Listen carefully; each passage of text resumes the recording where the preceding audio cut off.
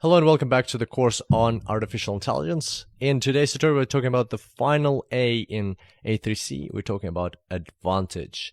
So there it is. We've already spoken about Actor-Critic and Asynchronous previously, and slowly built our way to what we're going to be looking at today. And with advantage, we're going to put everything together.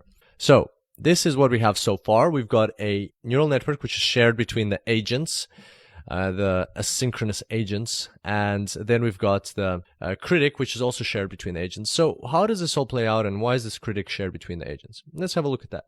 Well, to understand this better, we're going to look at an example. We're going to look at this agent, for instance, and see what happens when he's in a certain state and he needs to make a decision what action to play. So this agent is in a state, he sees this image, and then what happens is this information goes into the neural network, it goes to the convolutional layer, then it goes into the pooling layer, then it goes into the flattening layer, and then from there it goes into the hidden layers of the neural network. And then as an output, he gets all of these policy values, the Q values of the policy, and also he gets the V value, the critic value. And so, as we know, neural networks, in order to operate, they need to propagate certain errors or losses back through the network, so this way, in order to update the weights. So what losses are we going to be dealing with here? Well, we've got two losses. We've got the value loss and the policy loss. So the value loss is linked to the V value, policy loss is linked to policy. And so value loss, we've already dealt with it before. We know that we have rewards, and we know that we have a discount factor. So basically, this is very similar to what we were talking about in the deep Q-learning tutorials. Basically, the network predicts a certain value V, and at the same time, we can estimate what should be, based on what we know about the environment so far, we can estimate what should the value V be in the state. And by comparing the two, we can calculate the value loss and then backpropagate the network, update the weights. So that's pretty straightforward. The new thing here is the policy loss. And so what is this policy loss and how does it work? Well, this is the part where this whole situation where the critic is shared between the actors or between the agents is going to finally emerge. So to understand policy loss, we need to introduce a value called advantage, hence the name of this part of this tutorial and this whole part of the A3C algorithm, the advantage. And the advantage is calculated as Q of S and A minus V of S. So basically, the Q value that you chose to play of the action that you chose to play in the state that you were in state S, minus the value of that state. So this is the difference between the two, and that is called advantage. And the advantage is used in the calculation of the policy loss. Now, we won't go into the formula of the policy loss calculation because it's quite complex. It uses entropy, or it can use entropy, doesn't have to. We're not going to dissect that formula, but we're going to understand this on an intuitive level. Why are we doing this? Why are we calculating this advantage, and how is it going to help us? Well, let's look at this for a second. The Q value here comes from what the neural network predicted for this agent.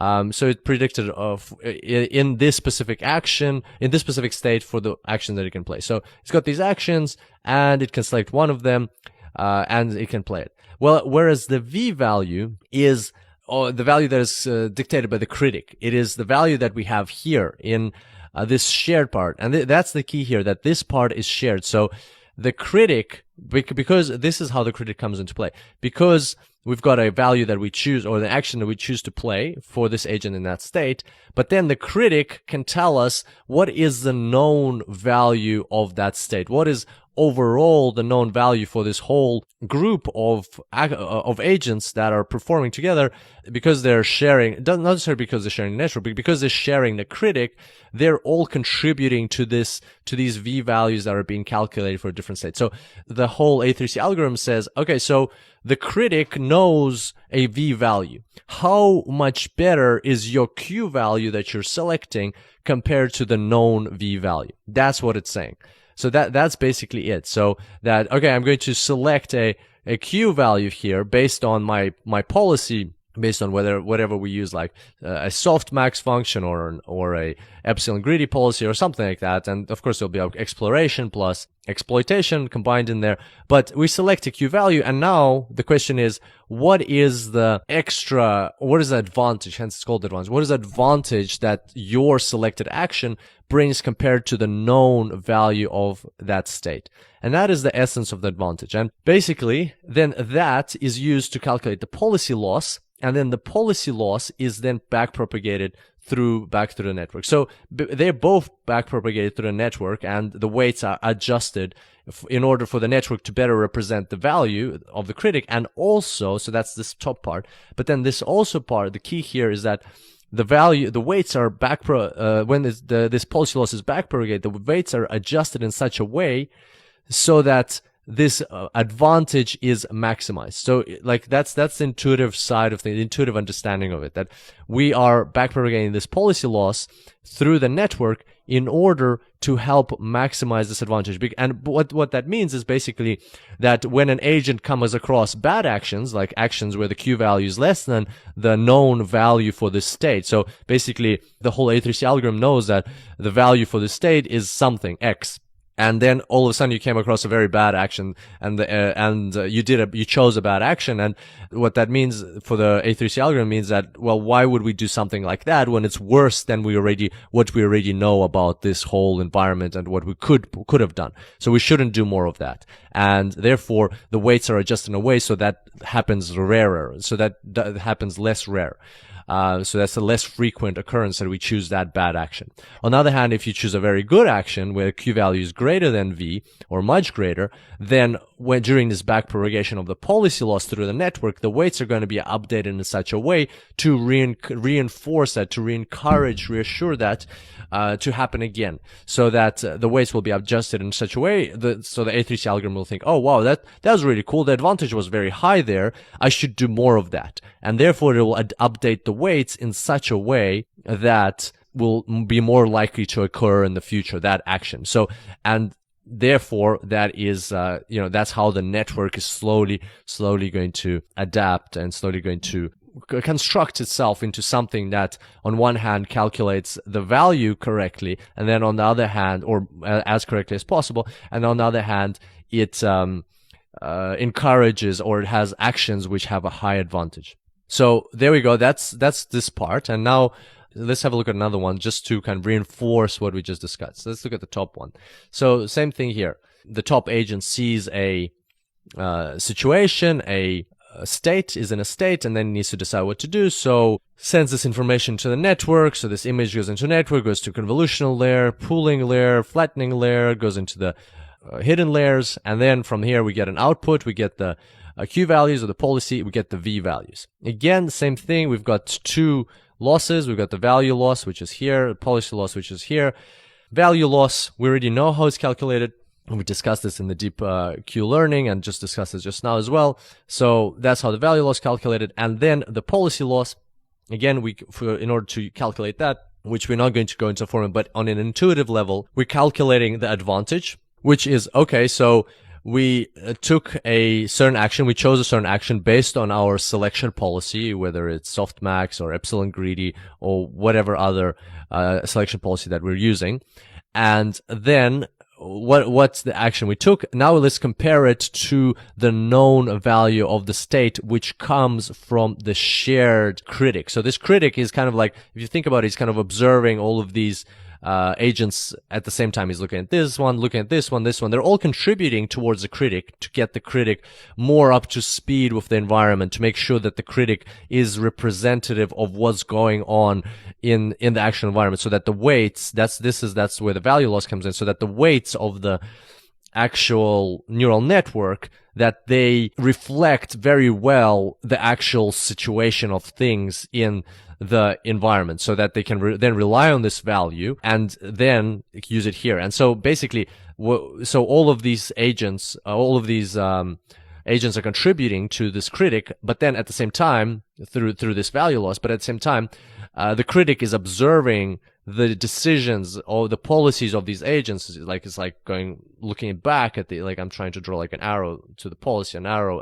It's looking back at them, at the decisions that they're making. It's criticizing these decisions through the advantage. It's saying, okay, you made a decision, you chose this action. That's great. Now let's calculate the advantage. What is the advantage? The advantage is A equals, the Q value of the decision I made, or the choice I made, the action I made, chose to take, minus the known value to the critic, So calculate the difference. If it's a low difference, when your policy loss is back propagated through the network, the weights are going to be adjusted. It's going to encourage the weights to be adjusted in such a way that doesn't happen again. That Q value, or that Q value is going to be lower, so that because our policy selects the actions based on the Q values. The higher the Q value, the more likely it's going to be selected. So if we were using like an argmax policy, then we'd just always select the one with the highest. As you remember, we discussed this. Then we'd always select the one with the highest Q value. But we're using a probabilistic approach, whereas either using like softmax or epsilon greedy policy. And then, so we're basically selecting, we can select any one of them, but the higher the Q value, the better. So if we selected something and then the advantage was very low, then bam, the network is going to be updated in such a way that next time this Q value of that certain action is going to be less, and maybe something else will be more. So that's how that is played out. And on the other hand, if we select something where the advantage is going to be high, then this is going to go into the policy loss, and then the network is going to be updated. So that is a more commonly observed event, scenario. And so basically, this whole policy loss helps the network adapt or morph in such a way that we do more of the good stuff, good actions and good things, and do less of the bad things. And that's how these two losses come into play, and that's how they backpropagate. So hopefully that clears up in a very intuitive way. Of course, we didn't go into the formulas, into the complex mathematics behind all of this, and like into the very intricate details. But at the same time, hopefully in an intuitive way, all of this clears up why we have the actor and the critic and how they interact together. That, you have these agents asynchronous. So this is the asynchronous side of things. Then this is your actor and your critic, and this is your advantage, and how that all comes into play. So these asynchronous agents, they're playing this or exploring the environment and working through the environment, and they're all together contributing to a critic, which is then observing their policies, observing the actors, which is what this is called, and through the advantage, and therefore coming up with this policy loss, and then policy and value loss, they're back propagated to adjust the network in order to, on one hand, represent the true way of things in the environment, on the other hand, to improve the actors' performances. So there we go. That's a quick recap of the intuition we discussed. And once again, hopefully this is all coming together on an intuitive level. And of course, in the practical tutorials, we'll talk more about how all of this works, and Adlan will walk you through the process of building this. But having this image in your mind, and this kind of like a roadmap of everything, how it comes together, should be, I hope it will be very helpful for you to better navigate the practical side of things. And in terms of additional reading for today, we've got two elements. So first one is on the advantage. So here we've got high dimensional continuous controlling using generalized advantage estimation by John Schulman. And this is an image of a stick figure getting up, like standing up. And here you can find even more about advantage, and you'll find out the different types of advantages. So you've got the generalized advantage estimation.